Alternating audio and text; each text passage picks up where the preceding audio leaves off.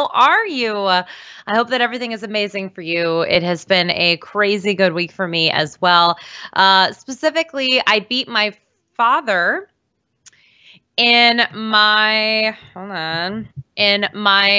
fantasy championship. That's right. That's right. I know that a lot of you guys, if you were like me, you had a championship going and you won. Hopefully, I really hope that you won. That is what I am cheering for. So, just getting all this stuff all done here. Okay, we're good to go. Okay, so it is kind of a DFS week because most of you are intelligent and went out and you said, Commissioner, please do not make our championship in week 17. I get it. I actually have a rule that I don't play in leagues that have championships in week 17, especially if there's money on the line. And the reason why is because of people like Todd Gurley, who will not be playing. Also, Le'Veon Bell not playing. Melvin Gordon is hurt. They're still saying that there's a chance that he plays. Now, he would be playing for something. The Chargers have to win to be able to have even a remote chance at the playoffs, no matter how remote. But it looks like that's not going to happen. Same with DeMarco Murray. So that's my problem with week 17. And I know that a lot of you guys have the same kind of issues. So Mike Hammy Manzo, hello, Mike. What's up? Guess who won their championship? I'm guessing you. This guy. Thank you for all your advice this season. Definitely pop the champagne on Christmas afternoon. That's amazing. Good. I'm so glad. Did you have Todd Gurley? That's my first question. I felt like you either had Todd Gurley or you were going against Todd Gurley in your championship. And that's what happened to me. I was in 3 championship games and 2 of them I played against him. So I lost. And then 1 of them I had him and I won. So that's okay. This year I kind of cut back on some of my leagues. So that was nice to be able to actually focus on the 3 as opposed to being like, where am I going? What am I doing? Et cetera, et cetera, et cetera. So anyway, welcome everybody. I am live right now on Periscope/Twitter. So you can go ahead and ask questions there. I am live on YouTube as well, so you can ask questions there. I am also live here on Facebook. Ends up Mike Hammy Manzo did not have Todd Gurley. Mike, amazing. Give me all of your players though. I'd like to know who you were able to win with. I am so in awe of you. Congratulations. And then I would love to hear if anyone else has won a championship with or without Todd Gurley. I am always fascinated with that. But let's go ahead and let's go through some of this news and then I will get to your guys' questions that we are going on here. Let's go into what is going on. So I was actually just on the Fantasy Alarm radio show on SiriusXM Fantasy Sports Radio, and it was awesome. I was there with Howard Bender. Howard is going to be here with me this Sunday from 11 a.m. until noon, getting to all of your questions. He is obviously the GOAT in terms of Twitter questions and answering everybody and being amazing.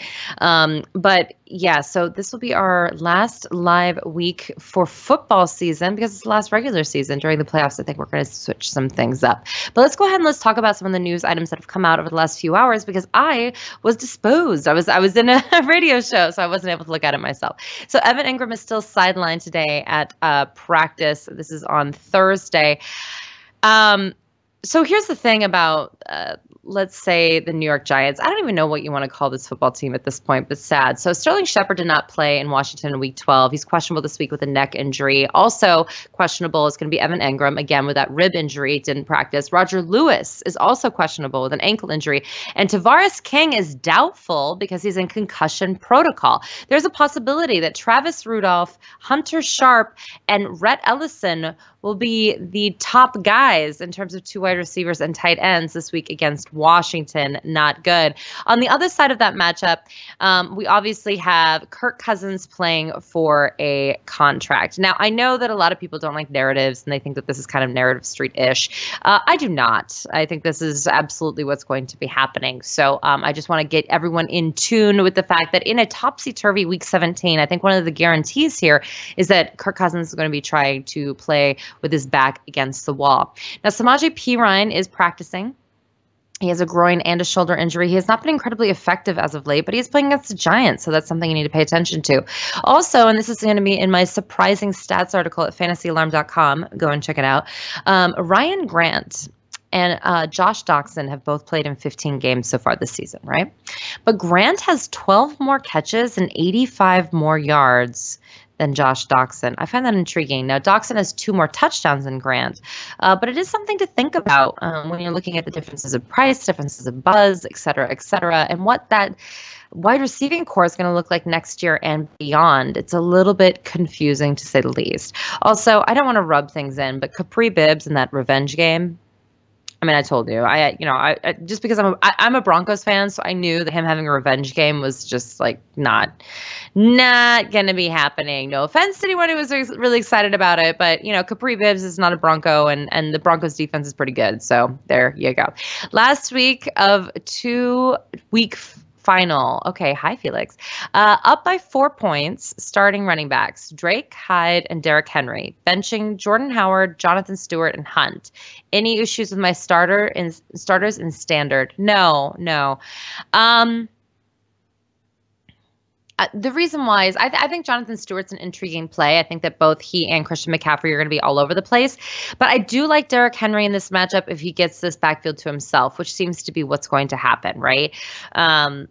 I don't know how you play with a torn MCL. I don't know why the Tennessee Titans aren't just ruling him out and giving this backfield to Derrick Henry. I don't know if Derrick Henry's done something wrong as to why they're just completely resistant to the idea of doing that. But they're going to have to do it. You just can't play DeMarco Murray right now. He's already been ineffective to begin with, but then if you put him out there with a torn MCL, it just makes zero sense to me whatsoever. And then Drake has just been too hot to sit. I keep saying this over and over again, and I'm going to keep saying it until it's not true. But specifically, I think he's going to be just fine against that Buffalo offense. And also, by the way, you guys, so I'm all bundled up. They didn't have my heat on all day here at my apartment. I work from home. And so I have been just shivering and crazy. So if I'm just all like bundled up in my scarf and shivering, I wanted to give you guys context. So there you go. All right. So yeah, no, Felix, I completely agree with this call. I do not like Jordan Howard versus Minnesota. There's only one other running back that has gone over 76 yards than Jordan Howard since week 5 when he played against the Minnesota Vikings. And that's it. So they are very good against the run. And also there's only one running back who has scored a receiving touchdown against the Minnesota Vikings. This is intriguing, but you can't guess who it is. It was Benny Cunningham in that same game that Jordan Howard got 76 yards. I don't think that's possibly going to happen at Minnesota while they're, playing to make sure that they, get the bye. Thanks for your advice down the home stretch. Victory. The champ is here. Yay, Philip. Congratulations. I'm so happy for you. Yeah, it's a fun game. I just love fantasy football, and I know that it kind of gets a bad rep for its head-to-head nature for a lot of leagues and having kickers or whatever else. And I just feel like no matter how you play, no matter what you do, fantasy football is just a lot of fun. It's really fun because also you're watching the NFL, and who doesn't love that? So there you go. All right. So would you play Bell or find another alternative? So it sounds like Le'Veon Bell has officially been ruled out. Now, Officially, after what happened last week with Kyle Rudolph, with him being out and then to doubtful, then to questionable, and then to playing, we don't know. But as of right now, it looks like Joe Rutter on Twitter says that he expects that both Le'Veon Bell and Ben Roethlisberger are going to sit this week. Le'Veon Bell is going to end the season just shy of 2,000 yards from scrimmage. He is the only player in Steelers history to have over 1,900 yards in 2 seasons. So obviously he's been doing A-okay. Fitzgerald Toussaint and Stephen Ridley are going to, I guess, form this committee, although I'm hearing that it's going to be more of a Stephen Ridley show than a Fitzgerald Toussaint show. And then, yeah, I'm going to say something crazy. So Landry Jones, I mistakenly called Jarvis Landry Jones on this live feed with Howard a couple weeks ago, and people were dying laughing. They were like, way to go, Brandon, way to be an analyst. But I am going to say this about Landry Jones. He's playing the Browns. I know everyone's really into starting Patrick Mahomes this week. He's going to be the buzzy name, but Patrick Mahomes is going to be playing against Denver in Denver. I'm not quite sure that I like that as much as I like Landry Jones playing at home against the Browns. So I'm just going to put that out there. Do I love it? No. But I don't hate it. I told you that you should play Mitchell Trubisky last week against the Browns, and, well, I was right. All right. Do you like Oliver and Mac? Again, and this is Beamer_cleaner. Hi. Yes, and sort of. I would need to know your other options. So for me, I think Brandon Oliver has to be the guy. I don't know why they would get Melvin Gordon out there. They need, if they do make the playoffs, then they're going to need Melvin Gordon in the playoffs more than they're going to need him against the Oakland Raiders. really understand that. They're playing at home against a really bad defense. The Raiders have 5 interceptions on the season, their defense. And that is tied with the Atlanta Falcons for the absolute fewest in the league. And actually, even though, yes, a couple weeks ago, Phillip Rivers threw 3 interceptions at Kansas City, but that was his only interceptions, I believe, since week 9. So, again, I'm going to stick with Branden Oliver, I guess, on this one. I would say Mac. I'm intrigued by this Houston matchup for sure. And I also think that Frank Gore saying that he's only coming back if Andrew Luck is coming back isn't the best way to prep for a great game with Jacoby Brissett. But you know what?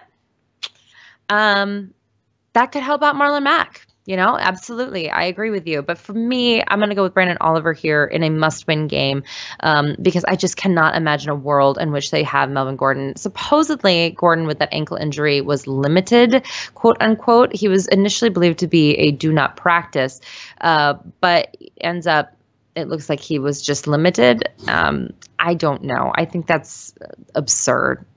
And I don't know why the Chargers would decide to risk Melvin Gordon, furthering that ankle injury to a point where it needs surgery in a game where they should be able to beat the Chargers. It's more about, will other people lose, right? They need help. So now Austin Ekeler is also practicing in full in week 17 to go up against the Raiders. He supposedly broke his hand and then was going on IR and now he's not, and now he's practicing again. And that all sounds a little dubious to me as well. So for me, even though Austin Ekeler's there, even though Melvin Gordon is supposedly questionable, I'm still going to go with Oliver over Mack here. But just by the hair of my chinny chin chin. And finally, Delaney or Greg Olsen. So you have to go with Delaney. And I'll tell you why. There's only one game this entire season in which Greg Olsen has gone over 18 yards and or scored a touchdown. Only one, and he did both of them in the same game. I'd love to say that he's back and everything's going to be good and dandy against the Falcons, but I can't tell you that. Whereas I do know that Delanie Walker is always involved. Even when he's not as good as he needs to be, he's always involved. And I just simply cannot say that about Greg Olsen. So it's a little trying for me to say that. So, yeah, again, you guys, please feel free to tweet out your questions. You can also ask them right here on Periscope. You can ask them right here on YouTube. You can ask them right here on Facebook Live. I don't know which one you're watching because it's fun. Also, if you're at fantasyalarm.com, I am there as well. Okay. So one of the other questions that I got that I thought was really, really intriguing was, hi, Brandon. I want your fantasy football advice on something. Heading into week 2 of a 2-week championship, I'm down 20 points. Who would you start? Rivers or Stafford? Melvin Gordon or Derrick Henry? Thanks, Kevin. And by the way, King KJ 1962, Kevin, yes. Hi. You know what? I said I went Rivers. Again, in a must-win game over Matthew Stafford, who was just tepid at best last week and has been kind of the whole season. And then in terms of Melvin Gordon or Derrick Henry, again, I just do not see a world in which it makes sense to start Melvin Gordon. And also, I don't know a world where it makes sense to start DeMarco Murray. I don't know why they don't just give Derrick Henry everything. It has no sense. So I don't know. Beamer says, hopefully you have no hair on your chitty chin chin. Yeah. It's a little distressing, but I don't think I do right now. We'll see. Jimmy G or Bortles? This is a great question. I'm going to go with Jimmy G here. I know that the Jaguars say this is an important game, and I for them, and this week, by the way, they're playing against the Tennessee Titans. Last week they played against Jimmy G, and the reason why this question is so awesome is because I think the reason why they're not resting their starters is because they were embarrassed by Jimmy GQ last week, who just made them look a little silly. They're supposed to be the number 1 defense in all of football, and that's how they're going to make it through the playoffs. And yet they were unable to be effective against Jimmy Garoppolo and the San Francisco 49ers. So I think what they're going to do is they're going to start, especially their defense, trying to get their confidence back. They're able, to play against the Tennessee Titans, who frankly, I can't even believe they're in the playoff hunt. It's just when you watch them play, when you watch the tape, it makes absolutely no sense. So I think what they're going to try to do is prove a point against Marcus Mariota, against that offense, and get it there. But I don't think that the offensive side of that game is going to be doing much either. I don't think they need to do much to beat Marcus Mariota, so I don't think they will. They don't want to take a chance of getting hurt. they want to be good. They want to get on a better roll, but I don't think it's going to be the kind of upside that you need. Whereas the 49ers are really excited about leaving the 2017 season behind undefeated. They feel like their season started when Jimmy Garoppolo became the starter. That is how they emotionally feel. And what they're learning right now as a team, I talked about this on SiriusXM today, they're learning how to win by experiencing winning. You can't really teach winning. You have to experience it. And you saw it. I talked about how the greatest example of that was the Browns when they almost beat the Packers this year. And they couldn't close it out. They just had no idea how to win. And so what's happening right now is the 49ers are excited. They're winning. They're getting that feeling. And by the way, and that's not just for the players that are there, but it's the players that are going to come there from free agency, right? They're excited to play with Jimmy G. They're excited to play for Kyle Shanahan. And it's going to be the players that get drafted by the 49ers. They're not going to think, oh, we're going to a bad team because it's, early draft pick, because actually the draft pick's gone down. But they don't care about getting a higher draft pick. What they care about is that they now have a winning organization. And it's incredibly important. And I wish more teams followed through with that kind of through line and thinking, because it really makes the biggest difference in terms of winning football games, which is what they're all about. We're all about winning our fantasy teams, our fantasy leagues. But my point is, they're going to give Jimmy G every opportunity to rock this game. That's what they want to do as an organization. And that's what you need to bank on for your fantasy team, especially in week 17. It's just too good. In terms of Blake Bortles, again, I think they can beat Tennessee pretty handedly if they just mostly use their defense. And that's really what they need to get back on track, is their defense. Because not only get embarrassed by Jimmy G, but also Russell Wilson was able to do whatever they wanted on him. Their defense has just not been holding up to where they have been at the beginning of the season. And again, if they want any chance of beating Tom Brady, a Ben Roethlisberger, even if Alex Smith, these guys have playoff experience at least. They've got to get this defense on track. So that's, I think, what they mean by starting all their starters, and they're not going to sit anyone. I think it's just for getting their groove back on the defensive side of the ball. 49ers or Rams in terms of defense. So the Rams, is that for defense, or are you asking me who's going to win? I think the 49ers are going to win. And I think you can do the 49ers defense as well. Sean, I keep hearing Mannion, and his last name has kind of been pronounced in different ways. I think it's just people's accents, and because I'm from the middle of the country, when people have accents, it throws me. He's going to be under center because Jared Goff is already sitting, and I think there's going to be a lot of interceptions. This guy's just going to be getting used to football, and that's awesome. We want everyone to get used to football, and I'd rather him get used to football in week 17 when it doesn't matter than doing something crazy. So, so it's pretty exciting stuff. All right, so we have more questions. One of the things that we talked about on the show as well is this James Harrison situation with the Pittsburgh Steelers and the New England Patriots. It's an intriguing precedent that they're letting get set here, where if you complain enough, you'll get cut and then picked up by a championship team. So I am intrigued as to what they're going to do as a league about this. Not that New England necessarily did anything wrong here. They can absolutely legally pick someone up. But if we're going to start letting people just kind of, throw a temper tantrum and leave, it's going to be a little bit difficult. So, I guess I'll say that. All right, so more questions. Sorry, I'm scrolling through. Kareem Hunt and Zach Ertz, tell me something good. Okay, so I'm not going to tell you anything good about teams that are basically not playing for anything.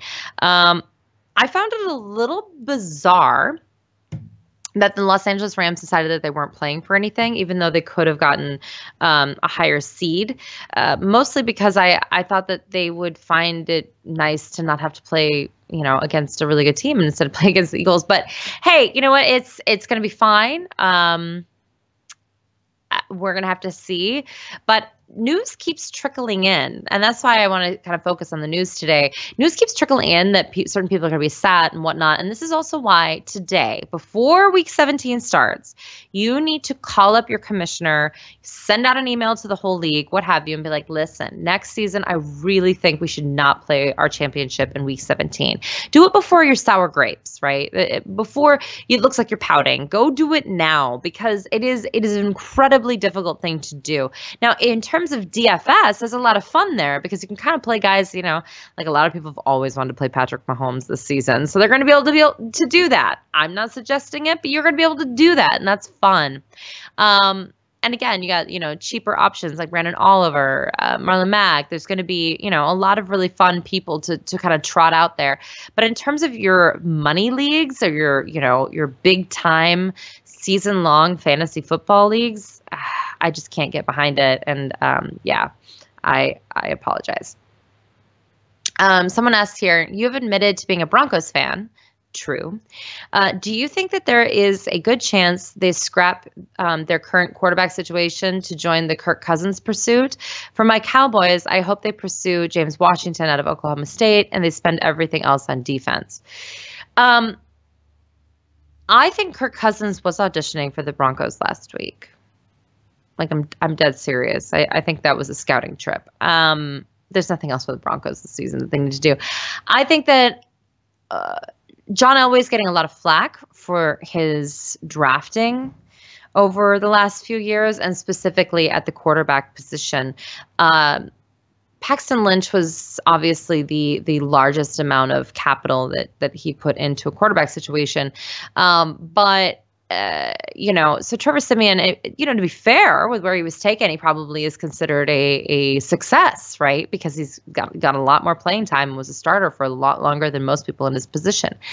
And then, he also got Mr. Relevant, Chad Kelly. So we'll see how that works out. That'll be next season. I still think that what he does best is bring in veteran quarterbacks that have a lot of talent that will be able to buoy that defense into a championship. And that's what he did with Peyton Manning. And I think that's what he wants to do with Kirk Cousins. Now, Kirk Cousins is considerably younger and less of an injury issue than when Peyton came to us, a few years ago. So, that is different. I don't want to act like they're the same, but I do think that that's part of what John Elway is best at, is actually scouting talent on an NFL level, not necessarily a college level. And I say that as someone who adores John Elway, and I'm not trying to, put a ton of criticism out there, but obviously I'm not alone in that. The entire industry, the entire NFL analysis industry has been kind of dogging on John Elway. And I think it's a little unfair, frankly, because I think he just does a really good job in free agency, and he did a really good job with that defense.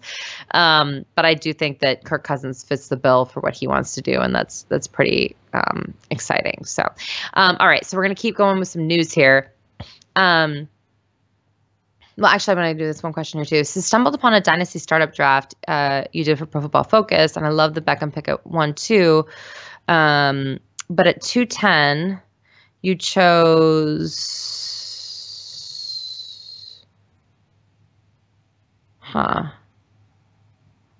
on the Dez Bryant over Landry. There we go. And then Gronkowski.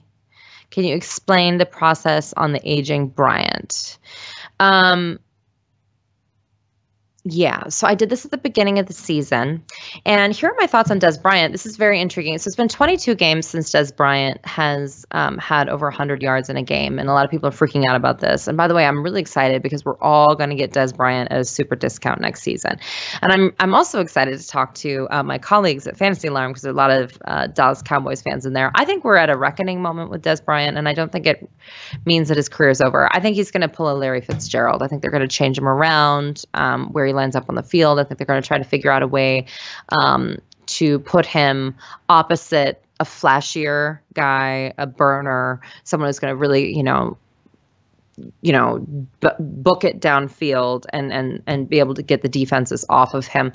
As of right now, he's not a traditional one, but that doesn't mean that he can't still be the top receiver on a team, but they need to surround him with other people. He no longer can be a one-man show.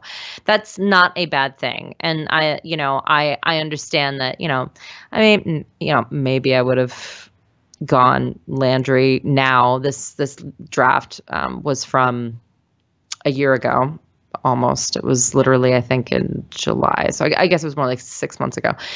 But I do think that there is something to be said for aging players being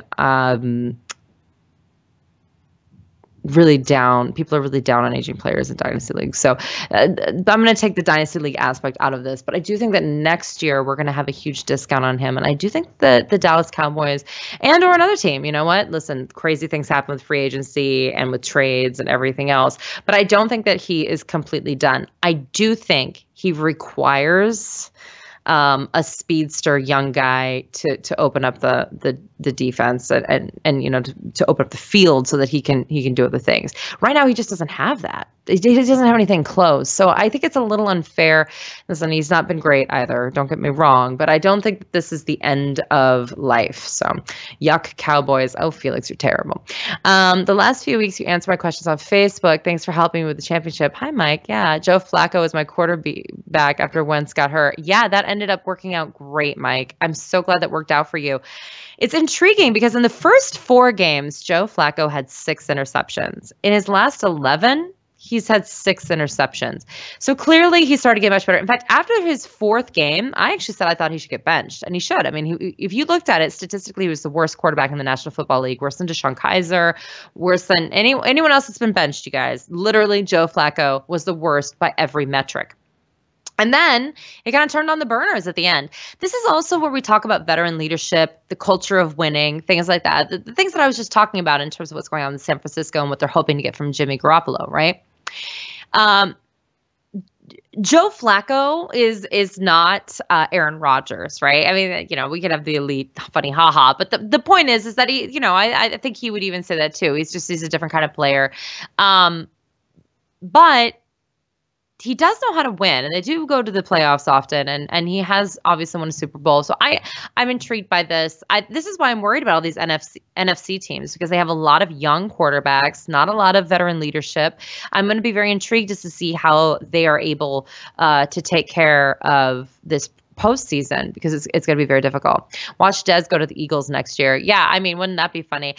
You know, I don't think Dez's story is done. So I don't, you know, listen, is it the most genius pick of the world, you know, prior to the season even being like, you know, in preseason yet? No, probably not. But I don't think it's the end of the world either. And that's why dynasty teams are great, because you get to kind of stick with them or drop them or trade them or do whatever you want. You know, there's a lot to do there. So, and at the time actually that we were doing this, remember in the preseason, and a lot of people don't remember this, and I actually was one of the few people that was higher on Jarvis Landry than other people. A lot of people thought that Jarvis Landry was maybe going to get traded away from Miami, or that Miami was out on Jarvis Landry, and that Devontae Parker, remember, was going to be like, you know, the savior of the Miami Dolphins. Now, the Miami Dolphins and the Detroit Lions are the only 2 teams in the NFL right now with 2 wide receivers with over 800 yards receiving, which is insane to me. But let me tell you, the 2 wide receivers who have over 800 yards are Jarvis Landry and Kenny Stills. It's not Devontae Parker. So a lot of people were off then. So asking why I didn't draft Landry, that's, you know, intriguing. So there you go. Yes. Sorry, everybody. We're getting more questions. Okay, we're going to get to the news though real quick, because I need to make sure that we are all caught up here. Okay, because a lot of things have been happening over a very short amount of time. I think that you all saw that I'm sorry. Here we go. I think that you all saw that Carlos Hyde said that the San Francisco 49ers are going to win the Super Bowl next year. Again, this is the culture of winning that I was talking about, which is really exciting. I don't think that's going to happen, but I am excited for the 49ers. I think that you can start pretty much everyone there. The only warning here is that Marquise Goodwin has been limited at practice due to that back injury, so you do need to keep an eye out on that. Adam Shaheen has missed the last 2 games due to a chest injury. He appears to be on track, but I heard this last week and the week before about him as well. Now, Adam Shaheen is a very interesting player, especially if you are in Dynasty. I think you should trade for this guy immediately. He is their future. They're very excited about him. Obviously, John Fox is, you know, probably on his way out, and there's a lot going on here. But I will say this, that Adam Shaheen is the future, and they do love Mitchell Trubisky there as well. I think you can get both of these players for super cheap. I think under different coaching, they could both be successful, and I think that that's something that you want to trade for now before we find out more and your competitors find out more. And then of course, you know, from a dynasty perspective, they just got started, so they should be okay, good to go. Giovanni Bernard has been limited at practice with the ankle injury, although it seems like he's going to be just fine for the finale. Joe Mixon's ankle, you know, it looks like it's not good. We don't know exactly what's going on. He was not practicing on Wednesday. He kind of practiced. It was supposedly limited on Thursday. You know, that's today. I don't really think it's going to be Joe Mixon. I'm intrigued, actually. I wrote about this as well in the Fantasy Stats article that is going up here. And let me get it out right now. So Giovanni Bernard has only 124 less rushing yards than Joe Mixon on the season, despite only getting more than 15 carries in one game all season long. Bernard also has 85 more receiving yards than Joe Mixon. So you just can't like that. Unless you're Jason Witten, he never ages. That's right, original Jimmy. Jason Witten never ages. Also, I think that there could be a sentimental touchdown coming to our man Jason Witten's way. He's older. There's no guarantee he comes back next season. So for me, I think that's something that I would like to watch one more time. I'd like to see that. I also think Antonio Gates is going to get his too. So in terms of the Bills, what's going on right now? So Deontay Thompson was being evaluated after suffering a shoulder injury on Thursday's practice. We're not quite sure what's going on, but sometimes he's the guy. But you know what's really crazy is that there are 3 running backs that lead their team in receptions and rushing yards. And one of them is LaShawn McCoy. The other 2 are Todd Gurley and Carlos Hyde, if you can believe that, mostly because the wide receiver position has been very up and down. But it is intriguing. In terms of, people saying that they want to sit LaShawn McCoy, I don't think that's a great idea, frankly. Kevin Benjamin is practicing with that knee injury, although, who needs a knee when you can't score a touchdown because they just take them from you?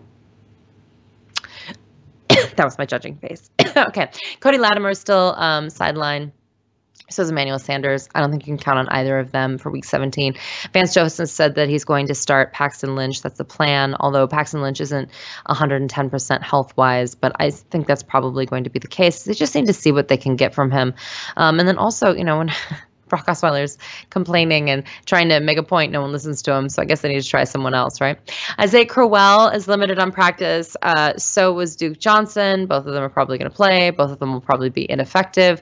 Here's what's really intriguing. Did you know that DeShone Kizer has the second most passing yards in rookie Browns franchise history? Number 1 was 2012, and Brandon Weeden went over 3,000. And all that DeShone Kizer has is 2,500. And what really makes that stat sad and depressing is that they always are drafting rookie quarterbacks. They're playing a ton of rookie quarterbacks. So the fact that they can't get anyone over 2,500 yards is just really, really insane. And that is actually something that I'm going to also stay off of Josh Gordon. I told you guys last week the same thing. I'm off of Corey Coleman. I'm off of all the Browns just because they don't trust DeShone Kizer, and so then I can't trust them, right? Cameron Braid has a back injury, but he returned to practice. Deshaun Jackson's practicing again. Godwin remains sidelined at practice, so it's probably not going to be him. I think that Mike Evans is going to get over 1,000 yards. He's 52 yards to do that. I don't know if he's going to do much more than that, though. He is one of only 3 wide receivers in NFL history to have over 1,000 yards 4 seasons, his first 4 seasons in a row. And the other 2 are A.J. Green and Randy Moss. So even though he's had a very, very bummer season for us here at Fantasy, that is an impressive stat line, and that's why, again, we're going to overrank him in the offseason. We might as well just admit it now. All of us in the fantasy industry, we're going to overrank him, and it's going to be sad. Probably not as high as this year. I certainly wasn't high on him this year, but I know a lot of people had him as the number 1 or number 2 guy overall. They thought this was it. This was the moment. Man, that did not work out. Thank you so much for all of your help this season. From your draft cheat sheet to this week's final, will you and your sisters be doing this week's YouTube show? Yes, we're going to actually do it right after my live feed. We are going to do the Her Fantasy Football podcast at 8:30 Eastern, 6:30 Mountain, which is their time. So yes, you can tune in. That'll be on YouTube, and then we'll post that as our podcast. So thank you, Felix. All right. Tried to play Draft Easy, but not available in Maryland. Well, they are expanding as we speak, so don't worry about that. It is going to happen, everybody. So, yes, but the Draft Easy is awesome, and you definitely want to do it. You just pick people that you think are going to be the best, have these matchups between 2 guys, and sometimes it's just an easy one, too, and we always have really good articles at fantasyalarm.com that can help you out so that you can get the most out of Draft Easy. So go and check it out. All right. John Brown returned to practice. We don't really care about that. There was this rumor about Bruce Arians leaving and then not leaving and all sorts of stuff. I don't really care about that. I do care about this maybe being Larry Fitzgerald's last game. He's not quite sure if he's going to come back next season, so that is something to watch. I did say to play him last week because it was perhaps his last home game ever, and of course he was the #1 wide receiver in standard scoring, and I believe it was in PPR as well on the week. So it was also a bad week for wide receivers, which was a real bummer to have a bad week of wide receivers when Todd Gurley is scoring you between 40 and 60 points, depending on your settings. So you either had him or you didn't, basically, because there was no one to combat that. Melvin Gordon, again, this ankle injury is just ridiculous. They need to rule him out ASAP. I think you can depend on Brandon Oliver. It makes zero sense in my brain that they would play Melvin Gordon at this point. Antonio Gates has kind of come alive now that they've taken Hunter Henry out on IR. 6 of 8 passes for 81 yards and a touchdown in week 16. I think he's also the play. And here's the thing, too. Even if Brandon Oliver doesn't get a ton of points, I think that the Chargers are going to be just fine. And I think what they're going to do is they're going to put this game on the back of Phillip Rivers. They're going to be throwing it a lot to Keenan Allen. I think you can start the other Chargers in your lineup that you have out there that are not named Melvin Gordon, and I think you'll be A-okay. So here's what's interesting is that Andy Reid made the announcement that Patrick Mahomes is going to start, but he hasn't really made the formal announcement that everyone else is getting sat yet. I don't think you can play Kareem Hunt because I think they have to sit him. That just makes no sense. And I don't think you can play Travis Kelce. They have to sit him as well. Charcandrick West, though, still hasn't practiced. He has an illness. It's a little bit weird. So maybe that's why they haven't made the Kareem Hunt announcement. But you do need to know that if you're playing DFS or season long, you guys, that is a big deal. Frank Gore is saying that he's only interested in playing with Andrew Luck. I think does hurt him going up. His last game was Jacoby Brissett, so that makes no sense to me. I think this could be a Marlon Mack game, so I will say that. As far as the rest of the team, it's Jack Doyle or bust. And actually, my colleague, Howard Bender, on the Fantasy Alarm show that was just on SiriusXM Fantasy Sports Radio from 4 to 6 p.m., says that he thinks that Jacoby Brissett is going to outdo his stat lines from the last time he played against Houston, where he had over 300 yards. It's all nuts. So I am excited for him. I hope that works out. And I'm not going to lie to you. I am intrigued. I think Jacoby Brissett's trying to prove that he is, has some pretty nice worth. So there you go. Des Bryant didn't practice this knee injury. He said that he's not willing to take a pay cut in the offseason. So again, who knows what's going to happen. And again, I just think that this is a moment where either the Cowboys or another organization need to figure out a better way to use him. And I don't think that he is completely done, but certainly that has been the talk. It's been, again, 22 weeks since he's had over 100 yards in a football game. Damian Williams, shoulder limited. And I'm just running through all this because it's important, you guys, because this whole week is about news. And you have to stay in tune. Go and check it out. We got you covered over at fantasyalarm.com. You got to check it out, see what's going on, because it's going to be a topsy-turvy week, you guys. Week 17, it's almost like the preseason. We just don't know. And pending free agent Jarvis Landry says he's been encouraged with the contract discussions with the Dolphins. I don't know how the Dolphins don't re-sign him. He had such a good year. Jay Cutler said he would only return in 2018 if he was the starter. Okay. Leonte Carruz on an IR. And again, it is Kenny Stills who's the wide receiver 2 on this team, not Devontae Parker. And I'm sorry, but I have to say that on repeat. Jimmy Graham or Trey Burton? That's a great question. I was actually just going to hit on the Eagles here right now. Nick Foles is preparing to start. Now, if Nick Foles had a great first game back, he had a terrible second game back, right? Doug Peterson's been very non-committal about saying that Nick Foles is for sure starting, but I understand why he wants to see Nick Foles try it again, because he wants to see if he can repeat what he did in week 15 and not be terrible like he was in week 16 again. It's a little terrifying. I don't feel great about anyone there, except for maybe Trey Burton.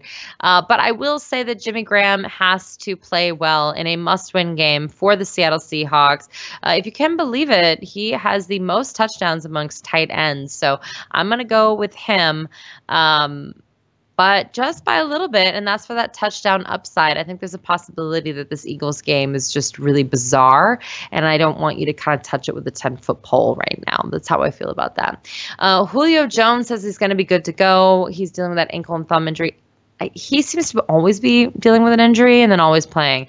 Problem with Julio Jones, per usual, is that he's a yardage king, but he just can't, the end zone just eludes him. 3 touchdowns on the season. It's just not good enough. Also, Alex Mack, the center, is not practicing right now.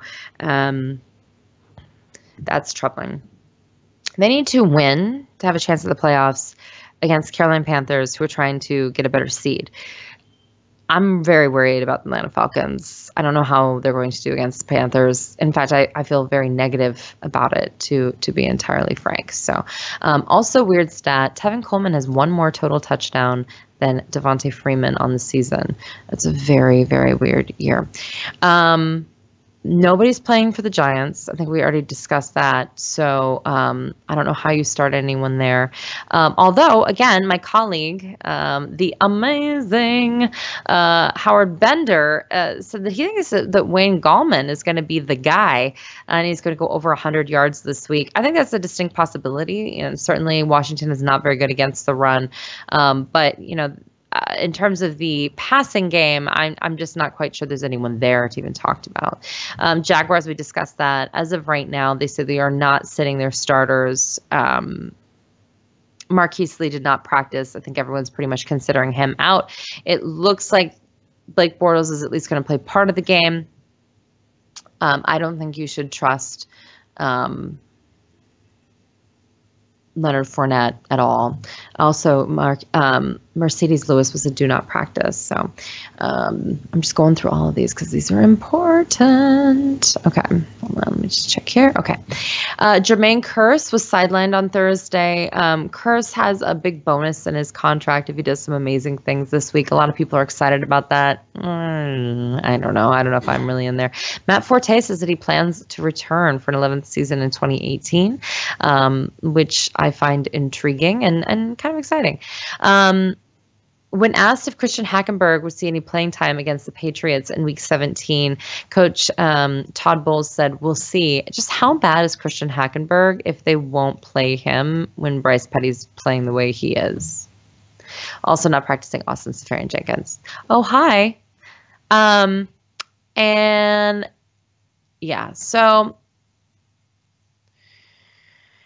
it looks like I'm trying to just make sure that we didn't miss any big news items here other than we already talked about Le'Veon Bell and Ben Roethlisberger. We definitely need to make sure that that's out. Devontae Adams is still out of practice. This is only going to be the second time that there is no wide receiver for the Green Bay Packers with at least 900 yards in the last 10 years. This is only the second time. So it's a very down year for the Packers. This is an intriguing game. Aaron Jones is not expected to play, so it's going to be the Jamal Williams show. And unfortunately, those Green Bay Packers running backs have been incredibly frustrating all season for fantasy purposes. This might be the only week where I feel really good about starting Jamal Williams. So that is the good news here. Looks like Devin Funchess is fully healthy now. That's a good thing. We're getting all the Thursday reports here, so I'm just covering all of that here. James White is still limited in practice. So is Chris Hogan. I wouldn't trust either of them. Rex Burkhead not practicing. Mike Gillislee did not practice. I think that what's going on now that Big Ben and Le'Veon Bell have been ruled out for the Pittsburgh Steelers game, I think there is a super slim, almost no chance that every single Patriot plays the entire game this week. I think if you have other options for the Patriots, you should go for it. Especially Gronk. I mean, they're not going to get Gronk hurt, especially Brady. They're not going to get Brady hurt. I mean, these are all things that they just can't do. Amari Cooper's still limited at practice. So is Jared Cook. The offense in general is just not clicking whatsoever. It's been 3 weeks since Derek Carr has gone over 200 yards, let alone 300. I think this is a really, really tough matchup for them against the Chargers, who are, again, in a must-win situation.